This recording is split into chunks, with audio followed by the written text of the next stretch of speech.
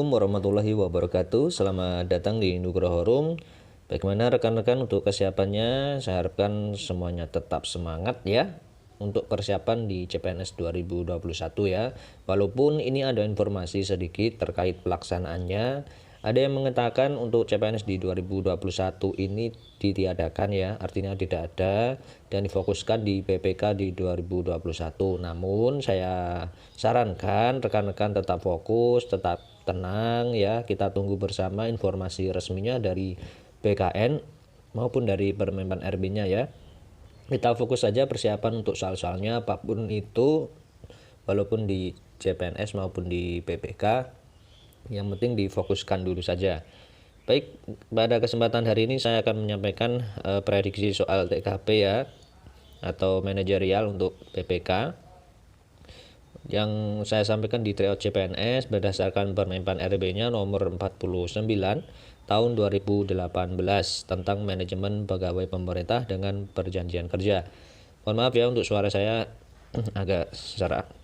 Kita fokus di nomor soal 66 karena biasanya di soal nomor 66 itu sudah masuk soal seperti TKP ya. Soal yang terakhir sampai 100 soal nanti ya. Tetap fokus, jangan di skip. Soal nomor 66. Malam ini Anda bersama anggota keluarga berkumpul untuk makan bersama. Salah satu di antaranya menggunakan gawai untuk menjelajahi teknologi informasi pada gawainya, seperti WhatsApp, Line, Twitter, Instagram.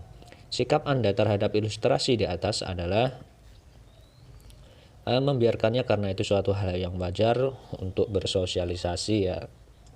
B. Menarik gawainya dan tidak mengembalikannya sebelum seluruh anggota keluarga selesai makan.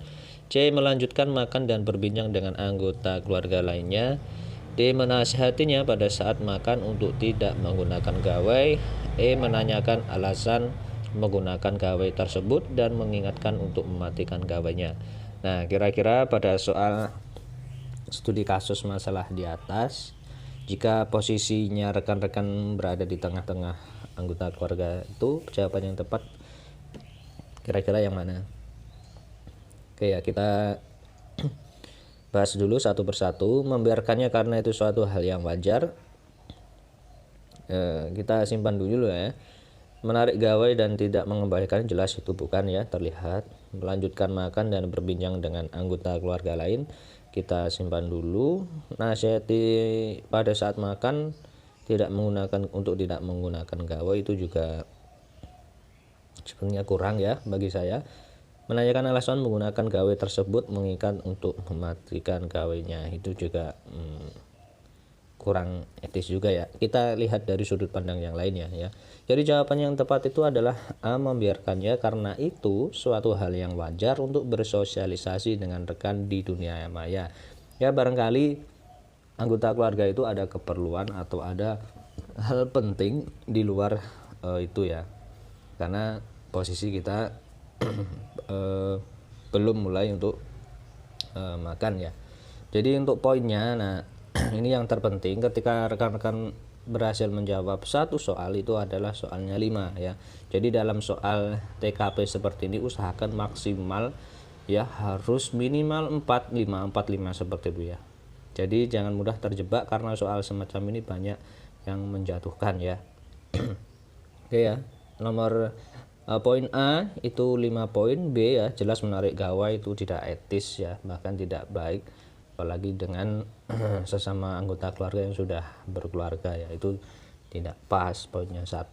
Kemudian melanjutkan makan dan berbincang dengan anggota keluarga lainnya, itu poinnya 4. Jadi kita cuekan saja, kita beranggapan bahwa masih ada urusan penting ya, seperti itu. Kemudian yang D, menasihatinya pada saat makan untuk tidak menggunakan gawai, itu juga kurang tepat.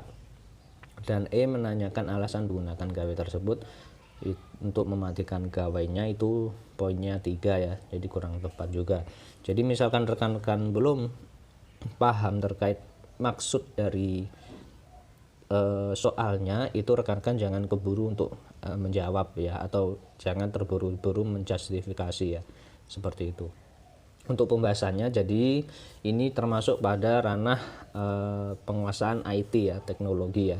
Jadi topik teknologi informasi dan komunikasi itu indikatornya yaitu penguasaan terhadap teknologi dan dapat menggunakannya, menunjukkan Anda orang yang mampu belajar teknologi informasi sebagai sarana berkomunikasi dengan orang lain. Jadi jawaban yang tepat itu adalah opsi A ya. Kita ingat sesuai indikatornya ya. Seperti itu. Oke, kita lanjut ke soal yang berikutnya. Teknologi informasi saat ini sangat berkembang pesat dan sangat bermanfaat untuk mempermudah penyampaian informasi di perusahaan Anda. Tetapi di samping manfaat ternyata juga banyak hal yang negatif yang ditimbulkan oleh penggunanya. Jadi teknologi tersebut salah satunya adalah dapat disalahgunakan oleh karyawan Anda untuk hal-hal yang bertentangan dengan tujuan perusahaan. Dalam hal ini tentu akan memberikan dampak yang buruk pada perusahaan Anda jika dibiarkan begitu saja. Sikap Anda sebagai seorang pemimpin di perusahaan tersebut adalah ini ya, kita langsung bahas per poinnya. Jadi sudah saya berikan ya. Jadi untuk mempelajari teknologi informasi tersebut menerapkan pada perusahaan itu kurang, poinnya 2. Menerapkan pada perusahaan untuk memudahkan komunikasi dan informasi antar departemen itu jelas ya. Jadi dalam perkembangan IT itu kalau ada yang penggunaannya itu kurang pas ya. Membuat batasan-batasan pada teknologi informasi tersebut agar tidak disalahgunakan, kemudian menerapkannya pada perusahaan. Nah, itu yang jawabannya ya, poin yang terbaik. Kemudian D akan mempelajari membuat batasan-batasan kemudian menerapkan pada perusahaan. Ini kalau kita pelajari dulu ya, baru kita terapkan, ini kurang ya. Yang E mencari informasi tentang cara penggunaan teknologi informasi tersebut dan bagaimana membuat batasan dan menerapkan pada perusahaan. Nah, ini juga di posisi kedua ya, di poin yang keempat. Nah, karena pada kasus tersebut itu salah satunya dapat disalahgunakan karyawan Anda ya, dan itu bertentangan dengan tujuan perusahaan ya. Misalkan karyawan rekan-rekan ada yang pandai IT namun disalahgunakan. Nah, kita harus membuat batasan-batasan pada teknologinya ya, agar tidak disalahgunakan kemudian menerapkannya pada perusahaan ya.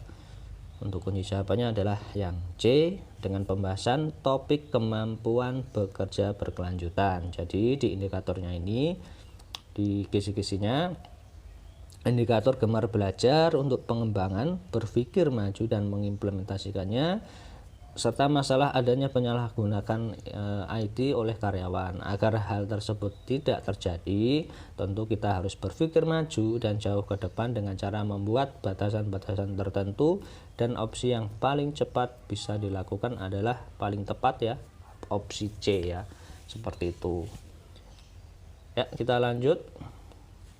Sebagai seorang calon ASN ya rekan-rekan, kita dituntut untuk cermat dalam bermedia sosial.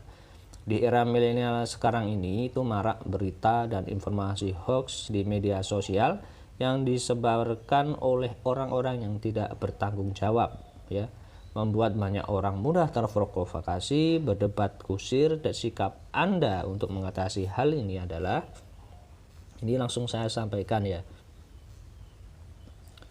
Nah, ketika Anda menjawab, membacanya saja kemudian tidak mengambil pusing informasi tersebut, itu artinya Anda menunjukkan ketidakpedulian atas perkembangan sosmed ya, termasuk perkembangan era milenial saat ini. Itu jelas, yang D itu bukan. Kemudian membatasi penggunaan media sosial yang penting-penting saja. Nah, ini juga bukan. Ingat, media sosial itu di situ banyak ya. Kita juga selain mengambil yang penting-penting saja, kita juga mencari berdasarkan literatur ya. Kemudian yang yang C ya, mengenali dari judul berita terkadang terkesan provokasi. Nah, itu berarti tidak melek informasi, artinya literasinya minim. Jadi hanya dilihat judul tapi tidak dibaca konten isinya. Nah, seperti itu. Itu poinnya 3 ya. Jadi hanya mengenali dari judulnya saja. Kemudian yang keempat, membaca keseluruhan informasi secara lengkap. Nah, ini bagus ya untuk kita sebagai calon ASN ya, itu poinnya 4. Namun yang lebih tepat itu poinnya 5 di B, yaitu mengenali sumber berita akurat atau tidaknya. Nah, ini yang tingkat lebih tinggi. Artinya rekan-rekan itu mencari sumbernya secara akurat, tidak hanya 1-2 sumber ya. Jadi kita searching, kita analisis apakah berita tersebut akurat atau tidak ya. Biasanya kan untuk sumber yang lebih dapat dipercaya itu kita bisa mencari beberapa sumber literatur lain ya. Itu jadi jawabannya itu yang B. Untuk topiknya sesuai indikator tetap masih pada IT ya. Topik teknologi informasi dan komunikasi. Kita harus pintar dalam bermedia sosial karena hal ini juga memudahkan kita untuk saling berinteraksi dan memberikan kemudahan untuk permasalahan di atas. Bisa dengan mengecek sumber berita yang teruji kredibilitasnya ya. Biasanya kalau ada berita hoax di grup-grup WhatsApp, Telegram atau mungkin di Facebook itu banyak terjadi perdebatan ya. Bahkan ada sengaja beberapa orang oknum yang membuat sebuah narasi yang menggiring kita untuk terpancing menanggapi hal itu. Nah, itu rekan-rekan juga sebagai calon ASN jangan langsung untuk mengomentari sesuai yang tersampaikan ya. Diteliti dulu, dianalisis dulu untuk sumber akuratnya ya. Baik, kita lanjut ke soal yang berikutnya. Ini soalnya agak panjang. Anda merupakan seorang front office di sebuah perusahaan di instansi pemerintah. Tugas Anda melayani setiap tamu yang datang ke instansi pemerintah tempat Anda mengabdi. Suatu hari, Anda kedatangan seorang tamu dan ingin bertemu dengan pemimpin Anda untuk suatu urusan yang harus diputuskan saat itu juga. Sedangkan pemimpin Anda baru saja pagi tadi harus keluar kota untuk urusan lain yang tidak bisa ditinggalkannya. Tamu tersebut terus mendesak Anda untuk mencoba menghubungi atasan Anda, tetapi setelah beberapa kali Anda coba, nomor atasan Anda tetap tidak dapat dihubungi. Kemudian tamu tersebut meminta Anda memberikan keputusan. Nah, sikap Anda nih, jadi Anda yang diminta untuk memberikan keputusan. Setelah ditelepon, nomor atasan Anda tidak aktif dan tamu ini tetap mendesak. Nah, untuk opsinya saya sampaikan langsung ya, kita ulas yang paling rendah poinnya. Yang D itu menunda-nunda pengembalian keputusan tanpa petunjuk atasan saya karena takut melakukan kesalahan. Jadi kita tunda dulu ya. Nanti dulu kita tunggu untuk informasi dari atasan. Nah, itu salah satu sikap yang tidak tegas ya. Sulit untuk mengambil keputusan, itu poinnya 1 ya. Padahal tamu itu mendesak karena ada kepentingan dengan atasan kita. Kemudian untuk yang nomor 2, poin yang kedua itu yang C, itu ragu-ragu dalam mengambil keputusan tanpa petunjuk atasan saya karena takut melakukan kesalahan. Nah, ini juga kurang tepat. Ragu-ragu itu sifat yang tidak baik untuk mengambil keputusan ya, apalagi tanpa petunjuk atasannya. Kemudian yang B, tidak berani mengambil keputusan tanpa petunjuk atasan dan meminta tamu tersebut datang besok. Nah, ini poinnya artinya sedang ya, dalam artian netral, tengah-tengah. Tidak berani mengambil keputusan tanpa adanya petunjuk dan meminta tamu tersebut datang besok saja. Nah, itu karena kebutuhannya mendesak ya, itu beda lagi ya.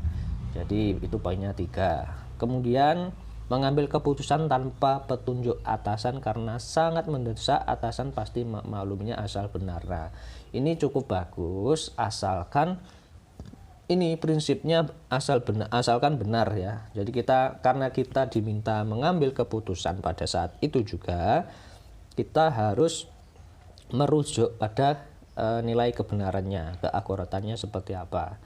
Namun ada yang lebih tepat, poin 5 di di opsi A, itu mengambil keputusan tanpa petunjuk atasan selama tidak bertentangan dengan kebijakan yang ada di perusahaan itu. tentu rekan-rekan sudah tahu tupoksi peraturan di perusahaan instansi kita kerja. Jadi pada saat kita mulai kerja itu yang kita pelajari dulu ya salah satunya tentang peraturan-peraturan kebijakan di perusahaan atau di instansi kita bekerja. Asalkan tidak bertentangan, it's okay ya, tidak masalah. Seperti itu ya. Jadi jawaban yang tepat adalah yang A ya, pembahasannya ini membuat keputusan yang tepat yang dapat diyakini kebenarannya dengan berpedoman prosedur ya atau aturan SOP-nya yang ada lagi tidak menyalahi kebijakan perusahaan. Seperti itu.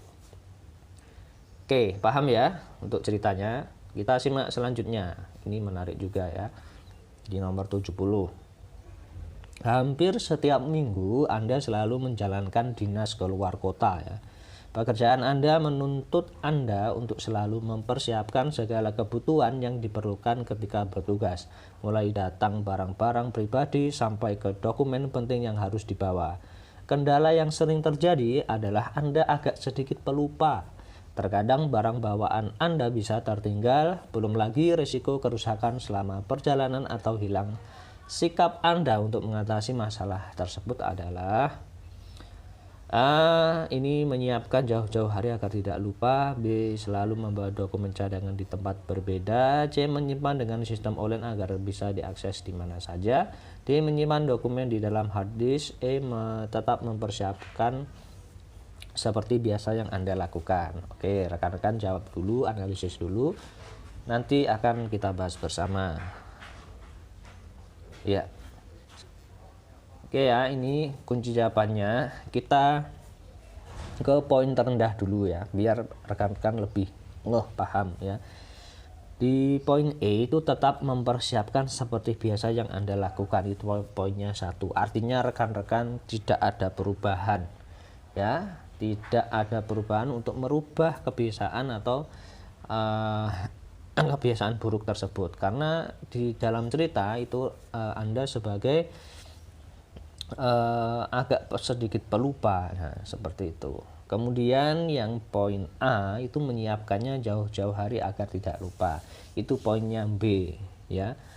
Poinnya 2 ya. Jadi menyiapkan jauh-jauh hari agar tidak lupa itu ya juga kurang tepat ya. Kemudian untuk yang poin B itu 3 ya. Jadi selalu membawa dokumen cadangan di tempat berbeda, itu cukup untuk akurasinya ya. Kemudian yang D, menyimpan dokumen di dalam hard disk. Nah, itu salah satu cara yang efektif juga. Untuk poinnya adalah 4. Dan yang paling efektif yaitu menyimpan dengan sistem online agar bisa diakses di mana saja, itu poinnya 5. Jadi karena manusia tempatnya lupa ya, jadi kita manfaatkan untuk perkembangan IT-nya, kita simpan di penyimpanan online ya, bisa di Google Drive atau di mana saja, dan kita bisa mengakses di mana saja asalkan yaitu ada jaringan internet yang convertible ya. Jadi topik pembahasannya itu adalah tentang teknologi informasi dan komunikasi. Jadi mampu memanfaatkan teknologi untuk membantu pekerjaan dan memudahkan dalam menyelesaikan pekerjaan ya. Penekanan di soal itu ada pada dokumen. Itu saja yang dapat saya sampaikan, semoga bermanfaat. Jangan lupa untuk subscribe, like, komen agar saya lebih semangat untuk membahas terkait soal-soal CPNS yang ada. Baik, saya akhiri, saya pamit. Wassalamualaikum warahmatullahi wabarakatuh.